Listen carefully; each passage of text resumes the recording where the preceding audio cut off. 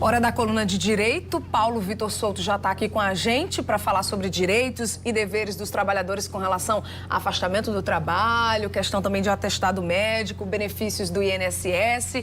Enfim, antes da gente começar, Paulo, vou convidar você aí de casa para participar desse nosso papo. Se você tiver alguma dúvida sobre esse assunto, mande para o nosso WhatsApp, o número está aí na tela, 993321212, que aí o Paulo, a gente aproveita a vinda do Paulo aqui para tentar esclarecer a sua dúvida. Eu começo perguntando o seguinte: afastamento por doença, em que possibilidade ele dá direito a receber o auxílio doença?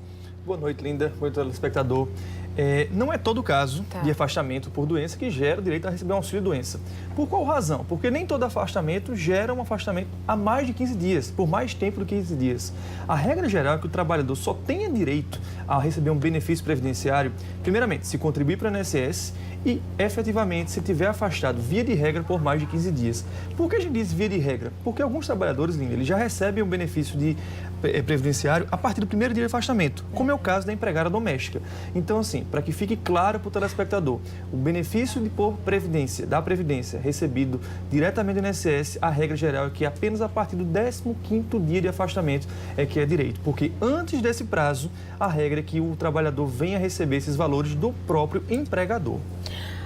Nós temos a primeira pergunta do telespectador, o José Cícero Alves, que mora no Irmanduce, e ele diz o seguinte, que a empresa onde ele trabalha parou a obra já tem 15 dias. Todos os funcionários estão em casa recebendo as quinzenas atrasadas. Ele diz que todo mundo sabe que a obra vai parar. O que é que eles devem fazer nesse caso? Não é porque não há trabalho que o empregador deve deixar de receber. Uma das características da relação de emprego é o fato de que o risco da atividade é assumido pelo empregador. Então, se há uma atividade e o empregado não está trabalhando por uma culpa da empresa, ele tem que ser remunerado. Se a empresa não deseja mais permanecer com os trabalhadores, pode rescindir o contrato desses trabalhadores, pagando todas as que são devidas a eles. Aqui é outra pergunta de um outro telespectador que sofreu um acidente de trabalho, certo? Ele pegou 5 dias de atestado, depois mais 10, retornou ao trabalho e só conseguiu ficar mais uma semana, depois voltou ao médico, tirou mais 5 dias e retornou ao trabalho, só que agora ele está sentindo dores, né, na mão, inchada, dolorida e tudo mais. Por conta do acidente, ele acredita que sofreu no trabalho. Quais são os direitos dele? O que é que ele deve fazer? Porque ele está trabalhando sentindo dor por conta de um acidente que aconteceu no ambiente de trabalho. O que é que ele tem que fazer? Linda, a primeira situação nesse caso é, se ele está incapacitado para o trabalho, isso precisa ser comprovado através de um laudo médico, de um atestado médico. E isso precisa ir até um especialista médico para atestar isso formalmente. Não é simplesmente o sentimento do trabalhador, ele tem que documentar isso. A partir do momento que ele documenta essas circunstâncias, ele pode e deve ir até o empregador solicitar o afastamento. Até porque ele não pode trabalhar incapacitado. Em um segundo momento, como eu expliquei há pouco, o trabalhador só é responsável, o empregador, desculpe, só é responsável pelos primeiros 15 dias de afastamento. Após os 15 dias de afastamento, ele deve ser encaminhado para o INSS. E neste caso relatado, tem duas circunstâncias extremamente específicas. Primeiro, é o fato de que ele teve um afastamento interrompido, mas que no período de 60 dias ultrapassa 15 dias, Linda. Sim. E neste caso, mesmo que não seja contínuo, ele deve ser encaminhado para o INSS. E o outro fato é, se for decorrente do acidente de trabalho, tem que ser fornecido uma CAT, que é uma comunicação de acidente de trabalho. E quando isso é fornecido, ele deve ir até o INSS, ele receberá um benefício acidentário, que é diferente do previdenciário, e quando ele retornar ao emprego, ele deve sim ter uma estabilidade de 1 ano. Mas lembrando, ele só tem estabilidade se efetivamente ele se afastar pelo INSS recebendo um benefício acidentário. Isso tem que ser chancelado por um perito do INSS. Muito bem, aqui a gente tem outra pergunta. Essa foi a pergunta do Marcos lá de Alhandra. A gente tem aqui uma outra pergunta do Eugênio. Ele gostaria de saber como é feito o cálculo do benefício para o auxílio-doença. Parece que o INSS faz 2 cálculos diferentes, é isso? Muitos trabalhadores e segurados do INSS acham que vão receber o valor cheio do seu salário quando se afastam pelo INSS, mas não é assim que funciona no caso do auxílio-doença. O auxílio-doença é uma média, primeiramente, dos 80% maiores remunerações do empregado, é uma média salarial.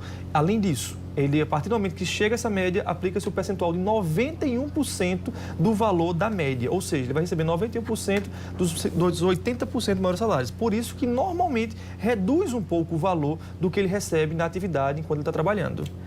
Hora da pergunta da Luciana, dizendo que tem 2 empregos. os dois com CLT, né, carteira assinada, e se houver afastamento por um período de 6 meses, como é que fica o benefício dela? Linda, quando a pessoa tem mais de um emprego, a pessoa contribui através de 2 vezes para o INSS. Quando se contribui de 2 formas, você soma esses valores dos 2 empregos para fazer a sua média salarial. A partir desse momento que você tem a somatória dos 2, é que você vai ter a conta, o valor a ser chegado de benefício. Lembrando que existe um teto. Se a contribuição ultrapassa o teto do INSS, não é possível que ela venha receber mais do que o teto do INSS. O limite será exatamente o valor estabelecido pelo Regime Geral da Previdência Social.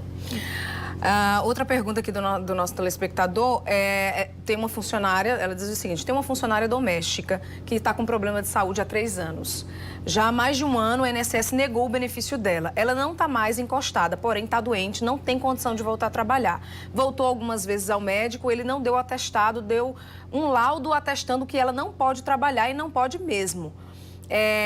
No caso da nossa telespectadora, que é a empregadora, né? Esse laudo serve e o que é que ela tem que fazer? Ela é Sandra de Campina Grande. Linda, respondendo a Sandra, que essa situação, infelizmente, ela é comum, ela é corriqueira, e o segurado do INSS, a empregada doméstica dela, infelizmente, ela não vai ter nenhum outro caminho a não ser recorrer judicialmente para obter o benefício. Essa situação, Linda, é uma situação muito comum, onde o empregado se afasta por uma questão de saúde, o INSS não recorre, não reconhece o benefício por uma ausência de capacidade através do laudo do perito do INSS, e o trabalhador fica sem receber salário, porque o empregador só deve pagar 15 primeiros dias, e fica sem receber o benefício, porque ele não é reconhecido pelo perito do INSS. Entendi. Ele fica sem receber salário e sem receber benefício de ambos os lados. Ele fica totalmente desamparado financeiramente. E nessas circunstâncias, a única solução que ele tem é recorrer através de uma decisão, um processo judicial, junto à Justiça Federal, para tentar obter o benefício. Porque, infelizmente, o empregador ele não pode ser compelido a arcar com esse ônus, tendo em vista que ele só é responsável pelos 15 primeiros dias. E no caso da Sandra, especificamente, Sim, por se tratar de uma doméstica, a empregada dela, ela não é obrigada a pagar por nenhum dia. A partir do primeiro dia, ela já deve ser encaminhada para o INSS. A próxima pergunta da Valdiclécia. Ela está dizendo o seguinte, que trabalhou como doméstica, adoeceu, colocou o atestado de 5 dias. Quando voltou ao trabalho, colocaram para fora. Que aí é uma pergunta muito parecida com a do Manuel, que diz o seguinte: quando o trabalhador está em auxílio-doença, né? Quando ele voltar ao trabalho, qual o prazo da empresa para poder demiti-lo? Excelentes perguntas. E, de fato, não há prazo para a empresa demiti-los. As pessoas que recebem atestado médico ou se encostam, como se diz em popular, pelo INSS e recebem um benefício previdenciário, elas, a partir do momento que retornam, elas podem ser demitidas. Não há estabilidade ao emprego. A estabilidade provisória, a estabilidade de um prazo específico de 1 ano, é no caso de acidente de trabalho ou decorrente de doença ocupacional, que é quando o trabalhador vem se afastar em virtude de circunstâncias adquiridas no trabalho. A partir do momento que você tem uma circunstância que é alheia ao trabalho e você recebe benefício ou você se afasta por um período menor de 15 dias, não há nenhuma estabilidade. Então, não há prazo para o empregador colocar para fora. A partir do momento que ele retorna, pode ser sim demitido. Ok. Espero que a gente possa ter esclarecido aí algumas dúvidas dos nossos telespectadores. Na próxima tem mais. Ok, Linda. Obrigado a você. Paulo, obrigado, telespectador, mais uma vez. Boa noite para você, viu? Você Até também. a próxima.